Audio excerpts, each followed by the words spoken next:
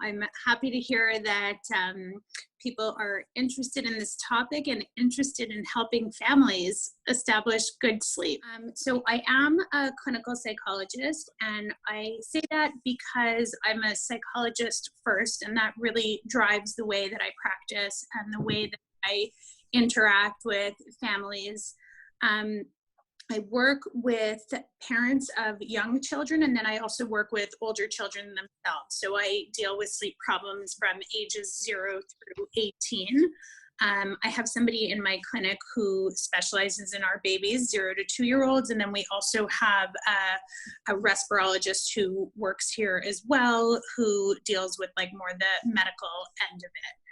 The understanding among sleep problems right now is that it's really psychologically based, really habits, routines, structure. So that's really what I'm going to emphasize. So let's start off about the importance of sleep. So the reason that I have a picture here of Garfield the cat is because Garfield is really good at sleeping and eating and snoring while he's sleeping. So really what this speaks to is that sleep is a basic biological function similar to breathing and eating, and it's really necessary in order to keep the body happy and humming along and doing what it needs to do. Let's talk about the importance of sleep in our children. So the field of behavioral sleep medicine, which is the fancy way of referring to the practice of sleep psychology, is really a relatively new field. It's really been emerging over the past couple of decades with a mission to study the impact of healthy sleep on the body. In 2000, Nature Neuroscience had stipulated that early brain development, learning, and memory are all supported by healthy sleep. Very, very soon, your preschool children will be entering their school age years. And that's really when we start to see a considerable importance on academic success and academic challenges. So let's look here at the impact of sleep deprivation on academic performance. So we'll start in the circle. I'll walk you guys through this slide. So sleep deprivation is at the center of it all.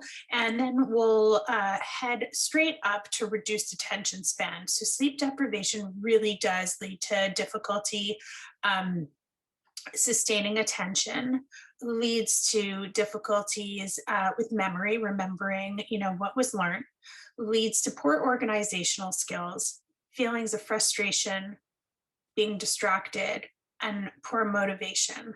A little bit about myself. The way that I got into this field of sleep psychology is after grad school, I assessed children for learning disorders. And I did a lot of psychoeducational assessments. And over again, what I kept seeing was just how tired so many of these kids were. And so my supervisor and I at the time started putting into our questionnaire factors relating to quantity and quality of sleep. And really very, very often we saw that had a tremendous correlation with the referrals that we were given. So, we received a lot of referrals for rule out learning disorders, or rule out ADHD, attention deficit hyperactivity disorder, and all of those things. Now, that's not to say that there weren't true cases of learning disorders or true cases of ADHD, but a lot of times there's considerable overlap between those presentations and presentations of fatigue. And certainly a lack of sleep, if it doesn't account for the problem, then it certainly exacerbates the problem. So that's really the essence of sleep and academic performance. Now